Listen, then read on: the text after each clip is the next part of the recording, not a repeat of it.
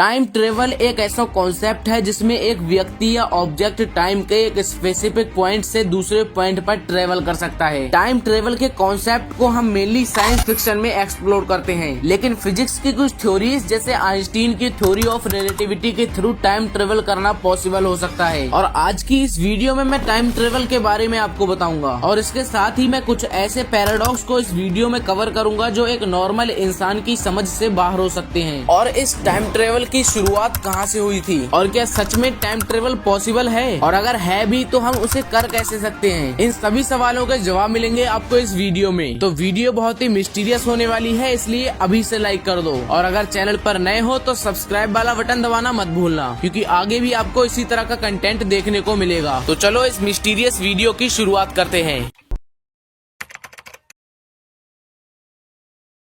Time travel की शुरुआत की कहानी काफी फैसिनेटिंग है। सबसे पहली बार लोगों ने इस बारे में सोचना शुरू किया जब इंसान ने टाइम और स्पेस को सिर्फ एक सीधी लाइन के रूप में देखना बंद किया। 1895 में एक राइटर H.G. वेल्स ने द टाइम मशीन नाम की एक किताब लिखी। ये किताब एक फिक्शन थी, लेकिन इसने एक ऐसा कॉन्सेप्ट इंट्रोड्यूस किया जो लोगों के इमेजिनेशन को आज तक चलाया जा रहा है, और तभी से लोग टाइम ट्रेवल करने के सपने देखते आए हैं। टाइम ट्रेवल की कहानी को समझने के लिए हमें सबसे पहले आइजैक न्यूटन के कॉन्सेप्ट को समझना होगा। 17वीं सेंचुरी में न्यूटन ने अपनी लॉज ऑफ मोशन और थ्योरी ऑफ यूनिवर्सल ग्रेविटेशन दी, जिसमें उन्होंने कहा कि टाइम और स्पेस बिल्कुल फिक्स हैं। उनका मानना था कि टाइम एक यूनिवर्सल चीज है जो हर जगह एक जैसा ही चलता है। अब चाहे तुम लाइट की स्पीड से ही ट्रेवल क्यों ना करो, फिर भी टाइम कांस्टेंट ही रहेगा। लेकिन फिर 1905 में अल्बर्ट आइंस्टीन आए और उन्होंने न्यूटन के आइडियाज को हिला दिया। आइंस्टीन ने अपनी स्पेशल थ्योरी ऑफ रिलेटिविटी में कहा कि टाइम वैसे नहीं चलता जैसा न्यूटन ने सोचा था। उन्होंने कहा कि टाइम और स्पेस एक कॉन्टिनम है और दोनों एक दूसरे से जुड़े हुए हैं। अगर तुम लाइट की स्पीड से ट्रेवल करोगे तो तुम्हारे लिए टाइम स्लो हो जाएगा। इस फेनोमेनन को टाइम डायलेशन कहते हैं। ये काफी अजीब लगता है, लेकिन साइंस की दुनिया में इसे काफी सीरियस लिया गया है। 1915 में आइंस्टीन ने और आगे बढ़ते हुए अपनी जनरल थ्योरी ऑफ रिलेटिविटी दी, जिसमें उन्होंने बताया कि मास और ग्रेविटी टाइम को बेंड कर सकती है। और ये वही पॉइंट था जहाँ से वर्म होल्स जैसे आइडियाज पैदा हुए। वर्म होल्स थ्योरेटिकल टनल्स हैं जो टाइम और स्पेस को जोड़ सकते हैं, जिससे टाइम ट्रेवल थ्योरेटिकली पॉसिबल हो सकता है। लेकिन अब क्वेश्चन ये आता है कि दोनों में से कौन सही है, अल्बर्ट आइंस्टीन या फिर आइजैक न्यूटन? तो इसका जवाब है कि दोनों अपनी अपनी जगह पर सही हैं, लेकिन कॉन्टेक्स्ट के हिसाब से। न्यूटन का टाइम कांस्टेंट था, जबकि आइंस्टीन ने हमें दिखाया कि टाइम रिलेटिव है, और दोनों ने अपनी थ्योरीज के थ्रू हमें टाइम के अलग अलग डायमेंशंस को समझने का मौका दिया। अब हम आइंस्टीन की थ्योरी ऑफ रिलेटिविटी के अकॉर्डिंग फ्यूचर में तो ट्रेवल कर सकते हैं, लेकिन पास्ट में ट्रेवल करना थोड़ा मुश्किल हो सकता है। लेकिन अगर कोई इंसान पास्ट में ट्रेवल कर लेता है तो वो कुछ पैराडॉक्सिस को फेस कर सकता है, जैसे grandfather paradox, bootstrap paradox, predestination paradox, Polchinski's paradox, consistency paradox, ontological paradox और इन्फॉर्मेशन पैराडॉक्स। अब इस वीडियो में हम इन सभी पैराडॉक्स के बारे में तो डिस्कस नहीं कर सकते, लेकिन हम दो पैराडॉक्स, ग्रैंडफादर पैराडॉक्स और प्रेडेस्टिनेशन पैराडॉक्स के बारे में आज डिस्कस करेंगे। सबसे पहले हम जानते हैं कि ग्रैंडफादर पैराडॉक्स क्या होता है। ये एक ऐसा पैराडॉक्स है जिसमें अगर कोई इंसान पास्ट में ट्रेवल करता है और अपने दादाजी से मिलकर उन्हें जान से मार देता है, तो इसका मतलब है कि उसके पापा कभी पैदा नहीं होंगे, और अगर उसके पापा कभी पैदा नहीं होंगे तो वो भी कभी पैदा ही नहीं होगा, और अगर वो कभी पैदा ही नहीं हुआ तो वो कौन था जिसने उसके दादाजी को मारा। खैर, ये तो हो गया ग्रैंडफादर पैराडॉक्स, लेकिन इसी से मिलता जुलता एक और पैराडॉक्स है जिसे हम बूटस्ट्रैप पैराडॉक्स कहते हैं। अब इसके बारे में हम फिर कभी बात करेंगे, लेकिन अभी हम अपने दूसरे पैराडॉक्स यानी प्रेडेस्टिनेशन पैराडॉक्स पर आते हैं। इमेजिन एक आदमी फ्यूचर से पास्ट में ट्रेवल करता है और एक यंग साइंटिस्ट से मिलता है और उसे टाइम मशीन बनाने का आइडिया देता है। साइंटिस्ट को ये बात फैसिनेटिंग लगती है और वो अपनी पूरी जिंदगी टाइम मशीन बनाने में लगा देता है। सालों बाद वो टाइम मशीन फाइनली बन जाती है और वही आदमी उस टाइम मशीन का यूज करके फ्यूचर से पास्ट में वापस आता है, जहाँ उसने साइंटिस्ट को पहली बार आइडिया दिया था। अब ये समझना मुश्किल है कि पहला स्टेप क्या था, आदमी का पास्ट में आना या साइंटिस्ट का टाइम मशीन बनाना। सब कुछ एक साइकिल में घूमा रहता है, जैसे ये इवेंट हमेशा से होने वाला था बिना किसी शुरुआत के। अब ये दो पैराडॉक्स तो हमने जान लिए, लेकिन अब हम जानते हैं 2009 की एक मिस्टीरियस पार्टी के बारे में, जो स्पेशली टाइम ट्रेवलर्स के लिए ऑर्गेनाइज की गई थी। आप सबने स्टीफन हॉकिंग के बारे में सुना होगा, जो दुनिया के सबसे फेमस फिजिसिस्ट और कॉस्मोलॉजिस्ट में से एक थे। उन्होंने यूनिवर्स के कुछ फंडामेंटल मिस्ट्रीज को समझने में बहुत इंपॉर्टेंट रोल प्ले किया। स्टीफन हॉकिंग ये देखना चाहते थे कि क्या टाइम ट्रेवल पॉसिबल है या नहीं। इसलिए उन्होंने 29 जून 2009 में कैम्ब्रिज यूनिवर्सिटी में एक पार्टी ऑर्गेनाइज की। लेकिन ये कोई मामूली पार्टी नहीं थी, बल्कि इस पार्टी को सिर्फ टाइम ट्रेवलर्स ही ज्वाइन कर सकते थे, क्योंकि इस पार्टी का इनविटेशन पार्टी खत्म होने के बाद पब्लिश किया गया। क्योंकि अगर फ्यूचर में कभी टाइम ट्रेवल पॉसिबल होता तो कोई न कोई टाइम ट्रेवलर उस पार्टी को ज्वाइन जरूर करता। स्टीफन हॉकिंग बैठे बैठे दरवाजे की तरफ देख रहे थे कि कोई टाइम ट्रेवलर आएगा और उस पार्टी को ज्वाइन करेगा। लेकिन बड़ी हैरानी की बात थी कि वहाँ कोई नहीं आया। तो स्टीफन हॉकिंग को लगा कि टाइम ट्रेवल का आइडिया शायद रियल लाइफ में कभी पॉसिबल नहीं होगा। लेकिन स्टीफन हॉकिंग यहाँ पर गलत भी हो सकते थे, क्योंकि ऐसा भी हो सकता है कि फ्यूचर में जब तक टाइम मशीन बनी हो तब तक हॉकिंग का इनविटेशन टाइम के चलते कहीं खो गया हो। या फिर ऐसा भी हो सकता है कि अगर फ्यूचर में कभी टाइम मशीन बनी हो तो उसके कुछ रूल्स हो, या फिर वो टाइम ट्रेवलर टाइम में पीछे जाके पास्ट को बदलना ना चाहता हो, या फिर उसे कुछ पैराडॉक्सिस का भी डर हो सकता है। ये इतने सारे रीजन है कि ये समझना मुश्किल है कि फ्यूचर में कभी टाइम ट्रेवल पॉसिबल हो सकता है या नहीं। अब ये तो स्टीफन हॉकिंग का एक एक्सपेरिमेंट था, लेकिन अब हम जानते हैं कि क्या कभी फ्यूचर में टाइम ट्रेवल पॉसिबल हो सकता है। वेल, टाइम ट्रेवल फ्यूचर में थ्योरेटिकली पॉसिबल हो सकता है, पर अब तक हमारे पास इसे प्रैक्टिकली करने का कोई तरीका नहीं है। साइंस की कुछ थ्योरीज सजेस्ट करती हैं कि टाइम ट्रेवल पॉसिबल हो सकता है, स्पेशली आइंस्टीन की थ्योरी ऑफ रिलेटिविटी के बेसिस पर। लेकिन उसके लिए हमें लाइट की स्पीड से ट्रेवल करना होगा, जो अभी के टाइम पे इम्पॉसिबल है। लेकिन हो सकता है कि फ्यूचर में हमारे पास ज्यादा टेक्नोलॉजी होने की वजह से हम इसे पॉसिबल बना सकें। अब ये तो फ्यूचर में ही पता चलेगा कि क्या ये पॉसिबल है या नहीं। लेकिन अब हम इस वीडियो को थोड़ा और इंटरेस्टिंग बनाते हैं मल्टीवर्स थ्योरी और पैरेलल यूनिवर्सेस के साथ। मल्टीवर्स थ्योरी और पैरेलल यूनिवर्सेस का आइडिया बहुत ही फैसिनेटिंग है। इस कॉन्सेप्ट के अकॉर्डिंग ये जो यूनिवर्स है ये बस एक सिंगुलर रियलिटी नहीं, बल्कि अनंत ऐसे पैरेलल यूनिवर्सेस का एक बड़ा सा नेटवर्क है, जिसमें हर पॉसिबल डिसीजन और इवेंट का एक अल्टरनेट वर्जन कहीं न कहीं एग्जिस्ट करता है। मतलब अगर आप टाइम ट्रेवल करके पास्ट में जाते हैं और कोई चीज बदल देते हैं तो आपके ओरिजिनल प्रेजेंट पर उसका कोई असर नहीं पड़ेगा, बल्कि उस एक्शन की वजह से एक नई रियलिटी या पैरेलल यूनिवर्स क्रिएट हो जाएगी जिसमें वो बदलाव होगा, और आपकी ओरिजिनल प्रेजेंट पर इसका कोई असर नहीं होगा। और ये कॉन्सेप्ट टाइम ट्रेवल के पैराडॉक्सिस जैसे ग्रैंडफादर पैराडॉक्स को अवॉइड करता है। जैसे मान लो आप पास्ट में जाके अपने दादाजी को जान से मार देते हो, तो ग्रैंडफादर पैराडॉक्स के अकॉर्डिंग आपकी जनरेशन आगे नहीं बढ़ेगी। लेकिन ये कॉन्सेप्ट कहता है कि तुमने पास्ट में ट्रेवल करके अपने दादाजी को तो मार दिया, लेकिन इससे तुम्हारे प्रेजेंट पर कोई असर नहीं हुआ, बल्कि आपके उस एक्शन की वजह से एक नई दुनिया ने जन्म ले लिया, जहाँ पर आपके दादाजी के बचपन में ही डेथ हो गई थी, और आपके दादाजी के बाद की जनरेशन वहाँ कभी एग्जिस्ट ही नहीं करेगी। यानी आपके पापा और आप उस पैरेलल यूनिवर्स में कभी पैदा ही नहीं होंगे। ये पैरेलल यूनिवर्स का कॉन्सेप्ट काफी इंटरेस्टिंग है। और इसी तरह का एक और कॉन्सेप्ट है जिसे हम टाइम लूप के नाम से जानते हैं। सोचो एक इंसान है जो एक ही दिन को बार बार जी रहा है। हर सुबह वो सेम टाइम पर उठता है और उसके साथ वही चीजें होती हैं जो उसके साथ कल हुई थी। चाहे वो कितनी भी कोशिश कर ले कुछ अलग करने की, लेकिन कुछ नहीं बदलता। और जब वो अगले दिन उठता है तो सब कुछ फिर से सेम होता है, वही लोग, वही जगह और वही इवेंट्स। ऐसा लगता है जैसे वो एक एंडलेस सर्कल में फंस गया है जिसमें एस्केप करना इम्पॉसिबल है। कोई भी एक्शन या डिसीजन उसके दिन को चेंज नहीं कर पाता और वो बस उस लूप में बंद रहता है, वही दिन बार बार बिना किसी एग्जिट के। वेल, इसी कॉन्सेप्ट को हम कहते हैं टाइम लूप।